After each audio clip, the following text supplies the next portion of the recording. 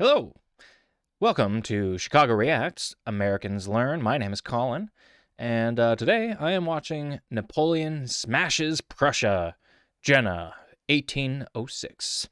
Now, this is the third video regarding Napoleon that I have seen so far.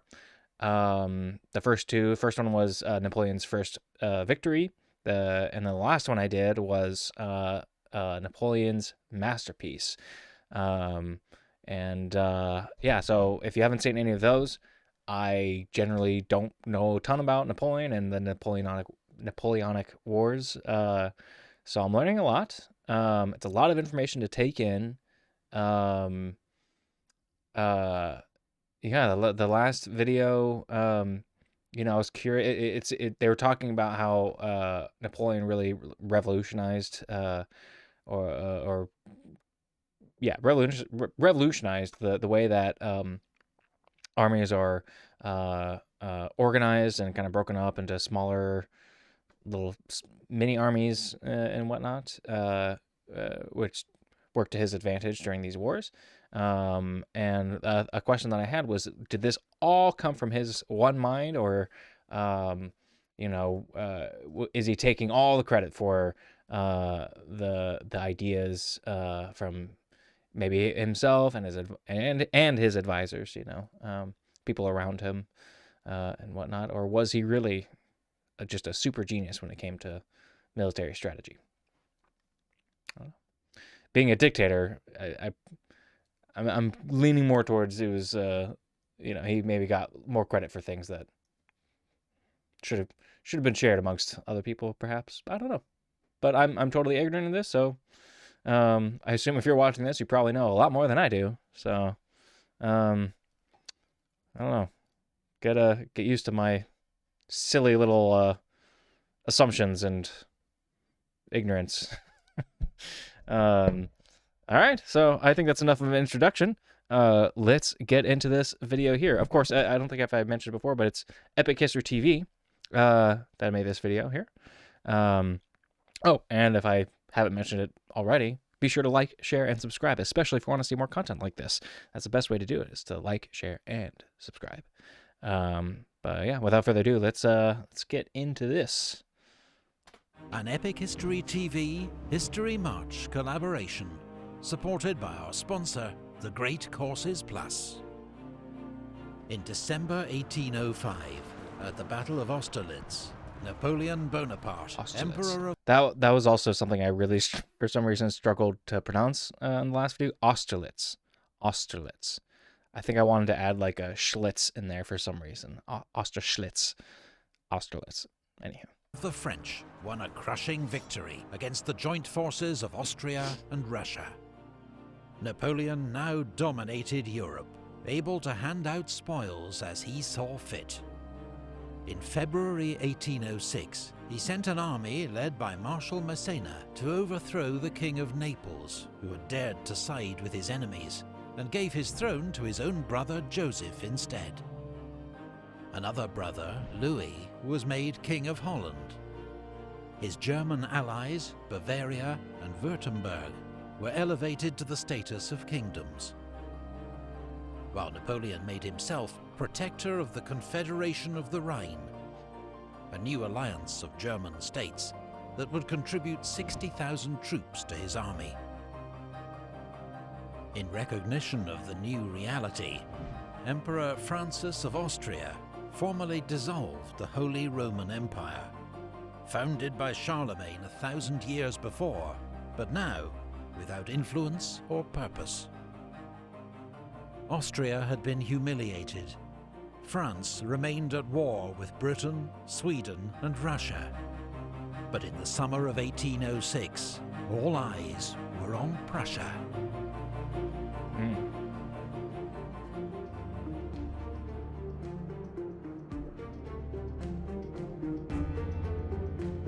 The Prussian king, Frederick William III, regarded Napoleon with deep mistrust and had been about to join the coalition against him when news arrived of its disastrous defeat at Austerlitz.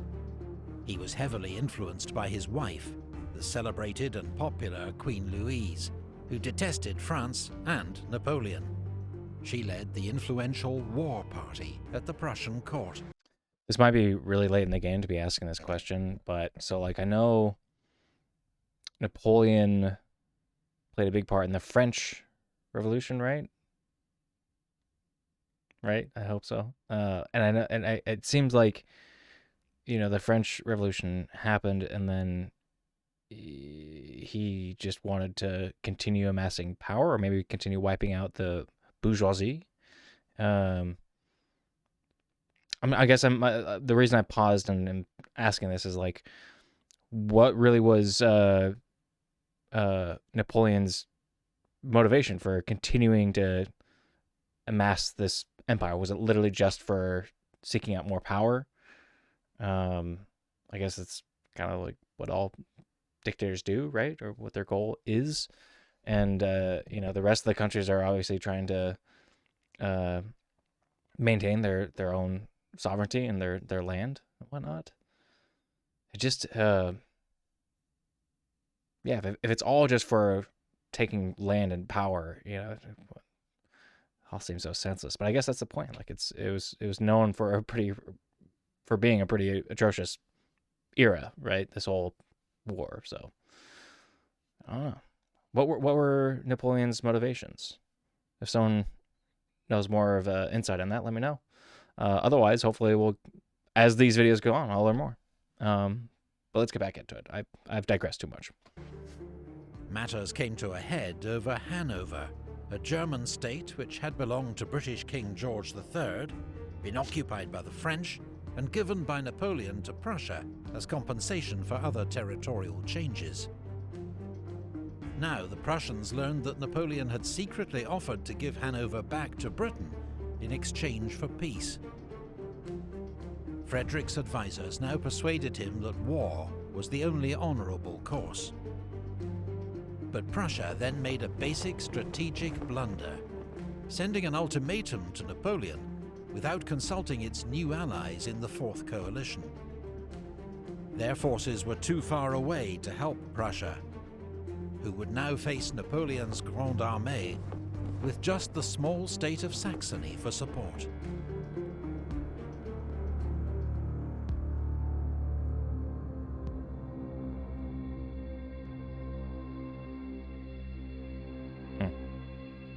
In 1806, the Prussian army had a fearsome reputation that dated back 50 years to the reign of Frederick the Great. Napoleon, a student of history, regarded it with respect. But Prussia's army had been allowed to rest on its laurels. Its generals were old, its staff work hindered by bureaucracy and personal rivalries, its movements ponderous and predictable.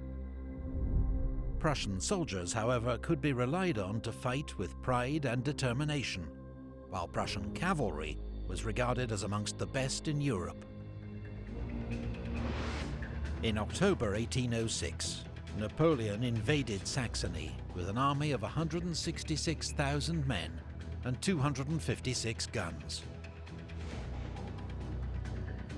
Advancing in 3 columns, the French crossed the mountain forests of the Thüringer Wald, along roads carefully reconnoitred by scouts and spies. Napoleon intended to threaten Leipzig and force a decisive battle with the Prussian army, which he believed was near Gera. The Prussians were, in fact, further west, concentrating near Erfurt, on the west bank of the river Saale.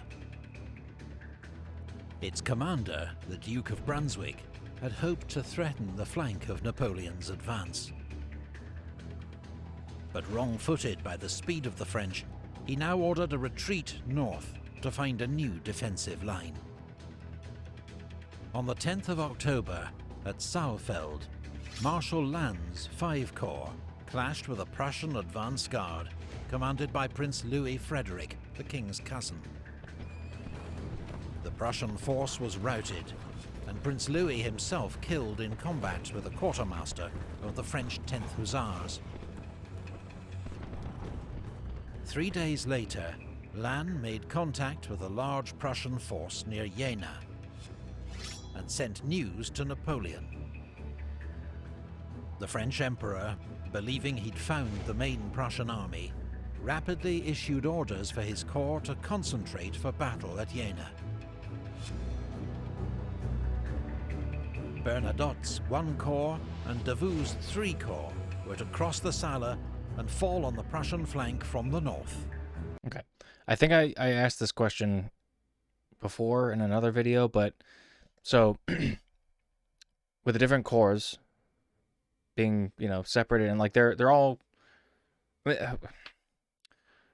relatively nearby, it seems like. I'm having a hard time distinguishing just how much area this map is really covering. I mean, those are rivers. I don't know how wide they are, but anywho, but like when the group, confronted the Saxons, right? God, just a lot of information. I'm sorry. Anyway, the question I was trying to get to was, were they using pigeons, at this time to communicate and like send notices to be like, hey, we're, attacking these people over here. Come, give us some backup, some support. Is that how they were like communicating with that? Because it just seems like so much. I mean, you got to be able to strategize and with all these various groups and whatnot. So how are they doing that so quickly, or at least in a amount of time where they were able to act swiftly and effectively? If you have a little more insight on that, let me know, because I don't think they've discussed that, how they used communication between the different corps yet. So let me know. But Napoleon was wrong. Lannes faced a 35,000-strong Prussian rearguard, commanded by General Hohenlohe. The main... How do you say that? Hohenlohe? Hohenlohe? Rearguard, commanded by General Hohenlohe. The main Prussian army, 52,000 men under the Duke of Brunswick, was further north, moving straight into the path of Davout's 3 corps.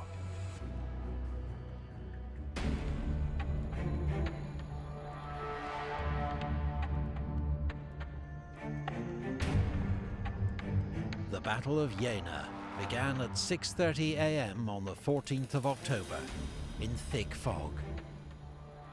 Marshal Lannes' 5 corps already had a toehold on the plateau west of the town and river. His first task was to drive back the Prussians and win room for the rest of the French army, arriving by the hour to deploy. His infantry led the way, and fierce fighting broke out for the villages of Cospeda, Closewitz and Lützeroda. Meanwhile, Augereau's 7 Corps advanced through a ravine, emerging onto the plateau on Lannes' left flank, while Soult's 4 Corps climbed steep tracks to form on his right. Napoleon joined Lannes in the centre of the battlefield, organising a 25-gun battery to support the attack on Vierzehnheiligen. The village was won, but then lost to a determined Prussian counterattack.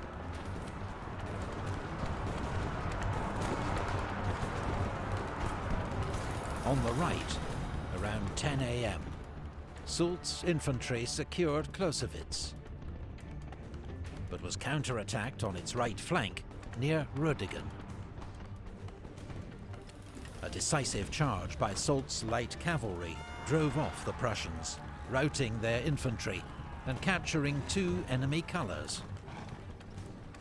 As 6 Corps began to arrive on the plateau, its fearless... Okay, so kind of going back to my question about the how do they communicate and strategize and all that stuff, but like this is one battle that is currently taking place. It doesn't seem like it's a large area of land, so they're all relatively close, but they have still the various corps and whatnot. So, and they have their own individual leaders, right? So, I'm guessing there's got to be a lot of improvisation in strategizing while the battle is taking place, right? Like, what is the question I'm trying to think of? Is it like, so like in football, you have your playbook, and the coach along with the quarterback, decide what play they're gonna do, and they like shuffle through the plays, what they're called, and all that stuff on their wrists. You see that sometimes if you ever watch football, and so like, yeah, they choose, this is the thing that we're gonna do now, so let's go into formation and do that thing. Is that kind of how it works in this time period of battle? Like, they're trained to make certain plays, like come across. And I'm assuming that, the leader of a particular corps is going to make the decisions in the moment. And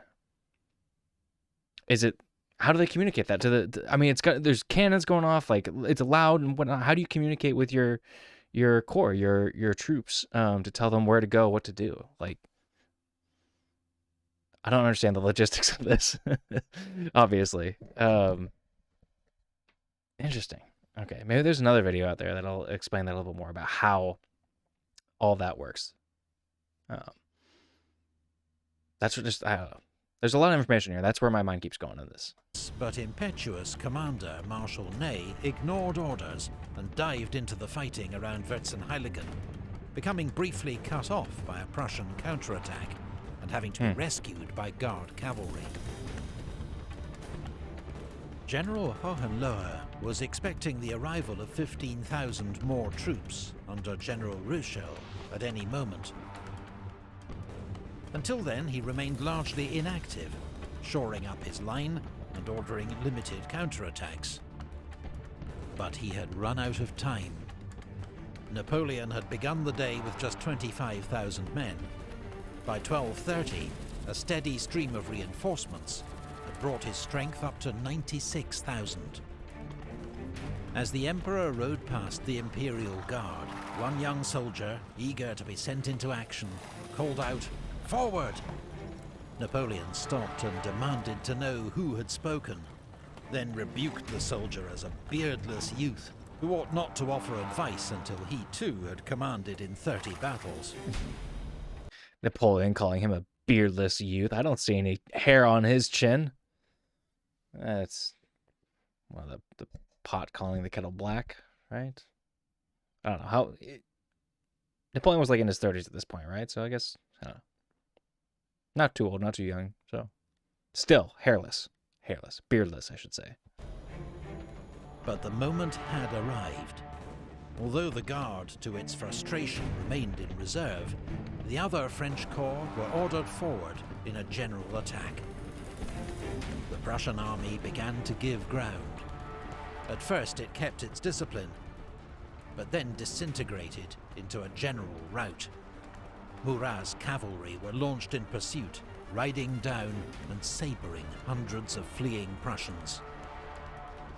General Ruchel's 2 divisions finally arrived, at the worst possible moment. They briefly held up 5 corps' advance, but were soon outflanked, broken up by cannon fire, and charged down by French cuirassiers.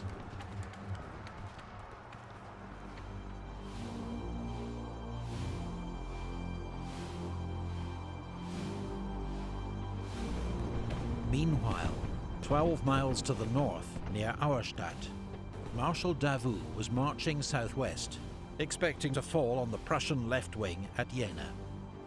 Instead, he encountered the Duke of Brunswick's main Prussian army, heading north to take up new positions. Davout's 3 corps, 27,000 men and 48 guns, was about to face odds of 2 to 1. While Bernadotte's 1 corps, which had orders to support Davout, was nowhere to be seen. Davout, nicknamed the Iron Marshal, showed no signs of alarm.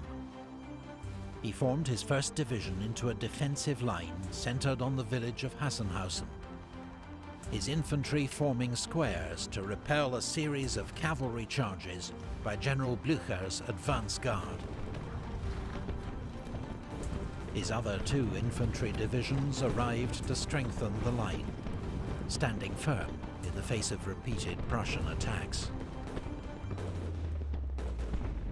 But Prussian movements were slow and poorly coordinated, nor did they use their numerical advantage to try and outflank Davout. At a crucial moment, the Duke of Brunswick was shot through the eyes, a wound that proved fatal.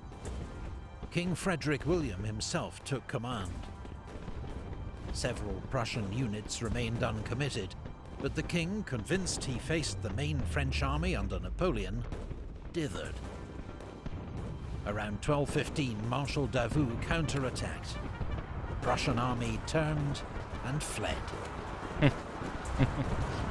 Run away! Run away! Davout had won a stunning victory against the odds, but at a heavy price.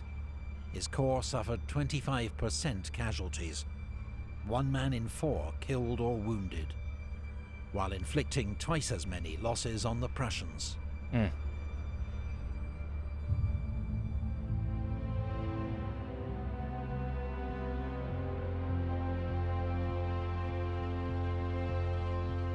When news reached Napoleon that Marshal Davout had engaged and defeated the main Prussian army, he reacted first with disbelief, then heaped praise upon the Iron Marshal, later awarding him the title Duke of Auerstadt.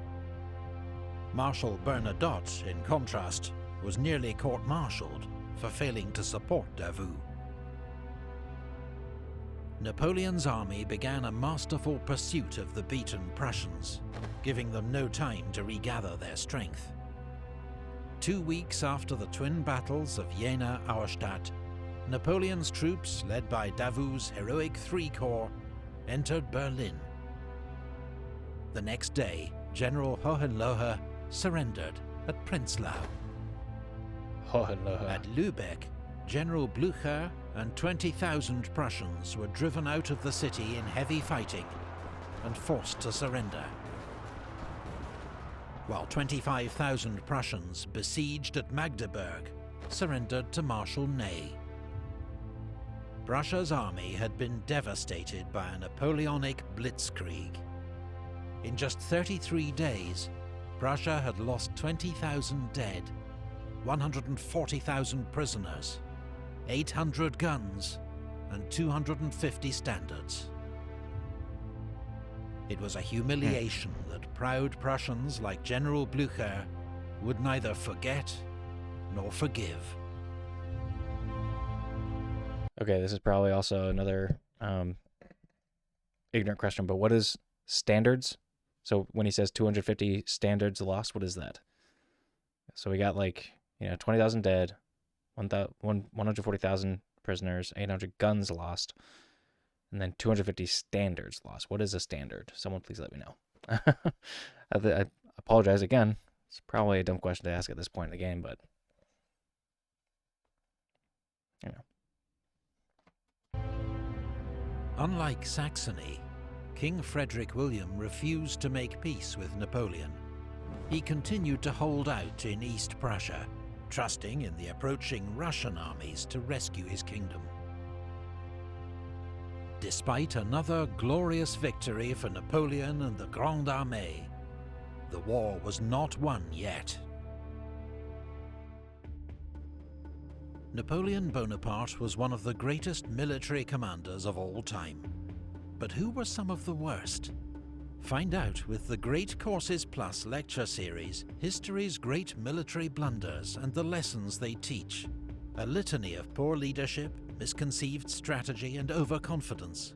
Even Napoleon himself makes an appearance.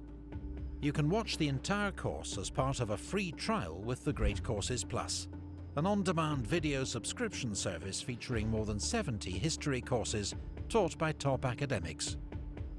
Watch on your TV, laptop or phone wherever you are at a time to suit you. And they don't just do history. In all, there's more than 10,000 lectures covering every topic from science, maths and philosophy to cookery and personal development. Visit thegreatcoursesplus.com/epichistorytv or click on the link in the video description below to start your free trial today. Okay. All right. Well, there you have it. That seems kind of interesting. The great blunders in war history, or whatever, however they phrase that. military history. There we go. Yeah. Okay. So yeah, learning more and more about these battles here. The Napoleon continuing to take over these territories. God, yeah. Obviously, I had a lot of questions around the area of strategy and whatnot, but um, yeah, I'm really interested in how that was done during the day. I'm assuming it's through like they had the trumpets and whatnot, right? So probably through certain calls or maybe raising certain flags. If you know the answer, please let me know, or uh, share a link to a video that explains it as well. That would be super helpful and an interesting video maybe for me to react to. So yeah, I hope you enjoyed that. Again, please like, share, and subscribe if you want to continue watching content like this, or watch the next video to come up that I react to. So yeah, thanks again, and I'll see y'all next time. Here are the patrons. Oh wait, we don't have any patrons yet. I made that mistake last time. Maybe one day we'll set up a Patreon account for Americans Learn. I'm sure if we do, we'll let you know, and then you could become a patron. So we don't have any patrons yet, but I guess on that note, then I'll just say goodbye. Thanks for coming, guys.